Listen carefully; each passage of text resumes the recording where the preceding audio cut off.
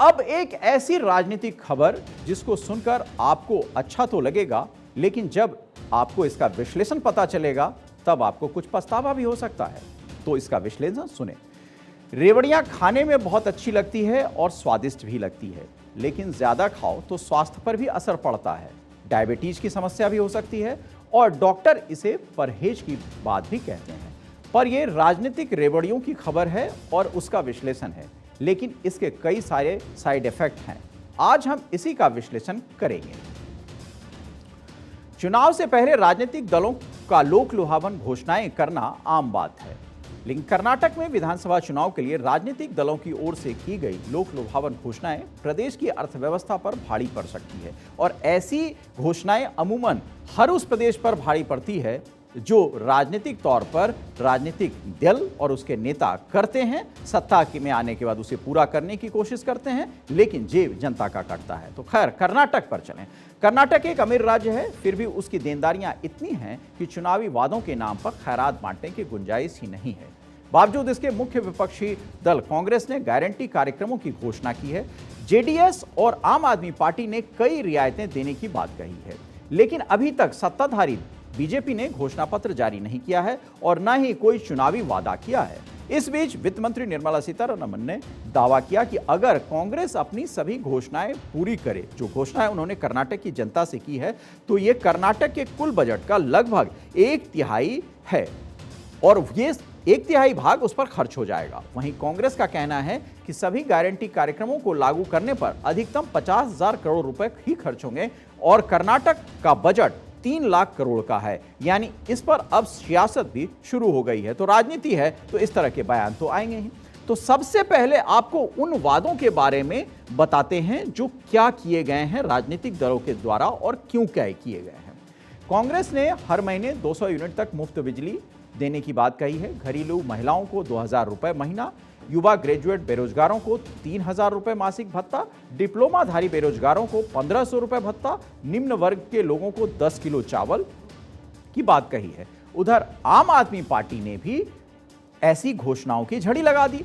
300 unit तक मुफ्त बिजली, 3,000 रुपए बेरोजगारी भत्ता, शहर की बसों में छात्रों को मुफ्त सफर। तो जेडीएस भी कैसे पीछे रहती। जेडीएस ने किसानों को 10,000 रुपए प्रति एकड़ की दर से 10 एकड़ तक सहायता राशि देने की घोषणा कर दी। 2 लाख रुपए तक किसानों के बेटे की शादी पर और साल में 5 गैस सिलेंडर मुफ्त देने की बात कही। वहीं वृद्धा पेंशन 1,200 से बढ़ाकर 5,000 रुपए देने की बात कह दी है। यानी ये घोषणाएं हैं, लोक लुभावन घोषणाएं जैसे होती हैं अमूमन राज्यों में और चुनाव के पहले होती हैं, वो सारी घोषणाएं इन तीनों दलों की तरफ से हो गई हैं। कर्नाटक की आर्थिक हालात मजबूत हैं। राज्य का कर राजस्व उसकी कुल राजस्व प्राप्तियों का करीब 70% से अधिक रहा है। अगर चालू वित्त वर्ष की बात करें तो इसमें 73% तक पहुंचने का अनुमान है। कर्नाटक का राजस्व घाटा भी नियंत्रित है। चालू वित्त वर्ष में प्रतिबद्ध देनदारियां जैसे वेतन, पेंशन, ब्याज भुगतान और प्रशासनिक खर्चे 60% तक पहुंचने का अनुमान है, जो पिछले वित्त वर्ष में करीब 55% था, जो 2021-22 में 45% था, यानी बढ़ गया। कर्नाटक सरकार अगले वित्तीय वर्ष में 7वां वेतनमान लागू करने की तैयारी में है। फिटमेंट फैक्टर को ध्यान में रखते हुए इसमें 12 से 18,000 करोड़ रुपए का अतिरिक्त भार खजाने पर पड़ेगा। इसमें सब्सिडी और स्थानीय निकायों को वित्तीय सहायता जैसे खर्च भी जुटेंगे। बजट के अनुसार चालू वित्त वर्ष में इस मद में कुल राजस्व प्राप्तियों का करीब 92% खर्च होने का अनुमान है। आर्थिक विश्लेषकों के मुताबिक राजनीतिक दलों के घोषित मुफ्त रेवड़ियों का भार राजस्व प्राप्तियां वहन नहीं कर पाएंगी और अगर ऐसा किया जाएगा तो यह बिना राजस्व घाटा बढ़ाए बिना संभव हो ही नहीं सकता। फिलहाल राजकोषीय घाटा जीएसडीपी 3% से कम है। पुरानी पेंशन योजना यानी ओपीएस के लिए राजस्थान के तौर तरीकों का अध्ययन यहां भी हो रहा है। ओपीएस लागू होने पर मुफ्त रेवड़ियों की गुंजाइश और कम हो जाएगी। पार्टियां चुनाव जीतने के लिए जैसे तैसे लोक लुभावन वादे करती हैं, जिस पर आर्थिक जगत के जानकार कई बार सवाल भी उठा देते हैं, क्योंकि उनका मानना है कि इन वादों को पूरा करने के क्रम में राज्यों की अर्थव्यवस्था पटरी से उतर जाती है। जितना विकास प्रदेश या देश का हो सकता है उतना नहीं हो पाता आर्थिक जानकार यह भी कहते हैं कि इस मुफ्तखोरी की आदत से देश की अर्थव्यवस्था पर बड़ा बोझ पड़ता है। देश की विकास की रफ्तार धीमी पड़ जाती है। शायद मुफ्त बांटने की रेवड़ियां जो बांटी जाती है उसका ये पैसा खर्च ना हो तो धीरे धीरे सही दिशा में देश की रफ्तार और विकास की तरफ आगे जाएगी। और शायद एक ऐसा दिन आए जब आप किसी को भी इन मुफ्त रेवड़ियों की जरूरत ही ना हो और न आप वो घोषणा करें। एक नजर डालते हैं रेवड़ियों के इस आदत पर देश पर क्या प्रभाव पड़ रहा है। प्रदेशों पर 70 लाख करोड़ का कर्ज है। राज्यों का राजकोषीय घाटा 8.19 लाख करोड़ है, जो जीडीपी के 31% के बराबर है। 27 राज्यों में सब्सिडी 0.5% से बढ़कर 7.2 हुआ। अब एक नजर डालते हैं उन राज्यों पर जिस पर ज्यादा से ज्यादा कर्ज है। इसमें वो राज्य भी शामिल हैं जहां हुए विधानसभा चुनाव में पार्टियों ने मुफ्त चीजें देने की घोषणा की बारिश कर दी और सत्ता में आने पर मुफ्त चीजें मुहैया भी कराई। यूपी पर 6.53 लाख करोड़ का कर्ज है। तमिलनाडु पर 6.59 लाख करोड़ का कर्ज है। महाराष्ट्र पर 6.08 लाख करोड़ का कर्ज है। पश्चिम बंगाल पर 5.62 लाख करोड़ का कर्ज है। राजस्थान पर 4.77 लाख करोड़ का कर्ज है। गुजरात पर 4.02 लाख करोड़ का कर्ज है। आंध्र प्रदेश पर 3.98 लाख करोड़ का कर्ज है। पंजाब पर वित्तीय वर्ष 2022-23 में 3,12,798 करोड़ का कर्ज था, जो इस वित्तीय वर्ष में 3,27,000 करोड़ के पार पहुंचने की आशंका है। रेवड़ी कल्चर से पंजाब की हालत सबसे ज्यादा खराब हुई और रेवड़ी कल्चर की वजह से ही शायद वहां सरकार भी आम आदमी पार्टी की बनी, क्योंकि उन्होंने इतनी घोषणाएं कर दी कि जनता को लगा कि सबसे ज्यादा मुफीद सरकार यही है। वित्त वर्ष 2021-22 में पंजाब पर उसकी जीडीपी के 53% हिस्से के बराबर का कर्ज था और यह पूरे देश में सबसे ज्यादा था। इसे ऐसे समझिए कि अगर पंजाब की जीडीपी 100 रुपए है तो 53 रुपए उस पर कर्ज है। सोचिए, जिस राज्य पर उसकी जीडीपी के 53% हिस्से के बराबर का कर्ज हो, उस राज्य की सरकार लोगों को बसों में मुफ्त यात्रा, मुफ्त बिजली देकर अपने कर्ज को और बढ़ा नहीं रही है तो क्या कर रही है? यानी हालात और खराब होने वाले हैं। कर्नाटक में मुफ्त बिजली देने की भी बात कही जा रही है। ऐसे में यह जानना जरूरी है कि मुफ्त बिजली राज्यों पर कितनी भारी पड़ रही है। देश भर में 27 राज्य बिजली पर सब्सिडी देते हैं। 2020-21 में 1 लाख करोड़ से ज्यादा की सब्सिडी 48,248 करोड़ की सब्सिडी एमपी, राजस्थान, कर्नाटक ने दी। दिल्ली का सब्सिडी एक्सपेंडिचर में 85% बढ़ा। मणिपुर के सब्सिडी एक्सपेंडिचर में 124% का उछाल। अब एक नजर उन देशों पर भी डाल लेते हैं जो मुफ्त की रेवड़ी बांटकर बर्बाद हो गए। यानी हमारे लिए ये एक उदाहरण है। वेनेजुएला की अर्थव्यवस्था 2021 में बर्बाद हो गई। मजबूरन वेनेजुएला को अपनी करेंसी ही बदलनी पड़ गई। इटली की इकॉनमी भी बर्बाद हो चुकी है। कर्ज की किस्त चुकाने के लिए उसको कर्ज और चाहिए। ग्रीस को भी आर्थिक संकट झेलना पड़ा और उसे 2 बेल आउट पैकेज दिए गए। आईएमएफ ने मदद के लिए खर्चों को कम करने की ग्रीस पर शर्त भी रखी। मुफ्तखोरी के चक्कर में श्रीलंका बर्बाद हो गया और 81 बिलियन डॉलर के कर्ज के बोझ तले दब गया। Lebanon, Suriname, Zambia debt default घोषित हो चुके हैं।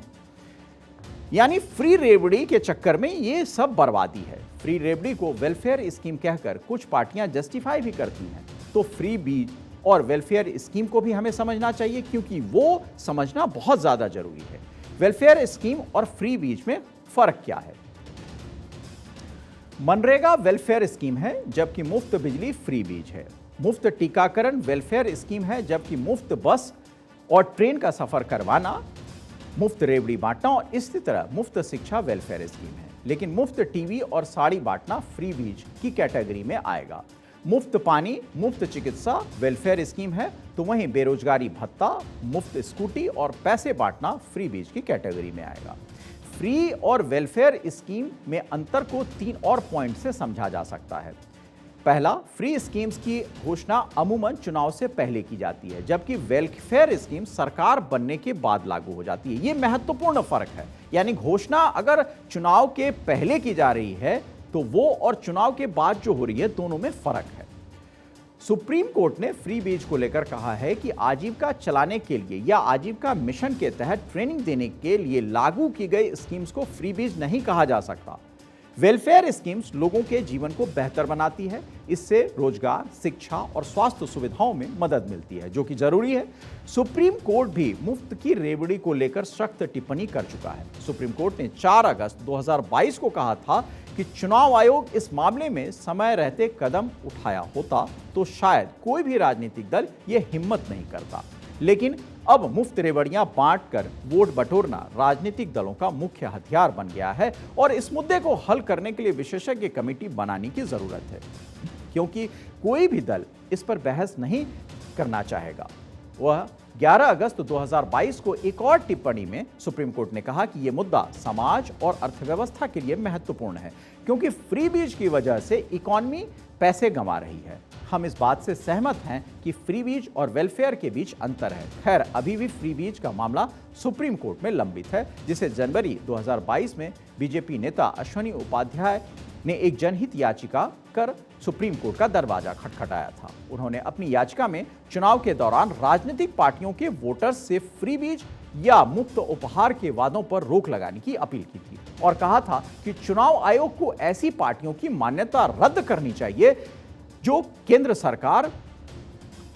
ऐसी घोषणाएं करती हैं। केंद्र सरकार ने भी अश्विनी उपाध्याय की याचिका पर सहमति जताते हुए सुप्रीम कोर्ट से फ्री बीज की परिभाषा तय करने की अपील की थी। केंद्र ने कहा कि अगर फ्री बीज का बांटना जारी रहा तो ये देश को भविष्य की आर्थिक आपदा की ओर ले जाएगा। फ्री बीज शब्द इसके बाद हर चर्चा का विषय बन गया, लेकिन इस शब्द का पहली बार कहां इस्तेमाल हुआ यह भी हम आपको बताते हैं। बता दें कि फ्री बीज शब्द का सबसे पहले इस्तेमाल अमेरिका की राजनीति में हुआ, यानी वो भी देश भी इससे अछूता नहीं है।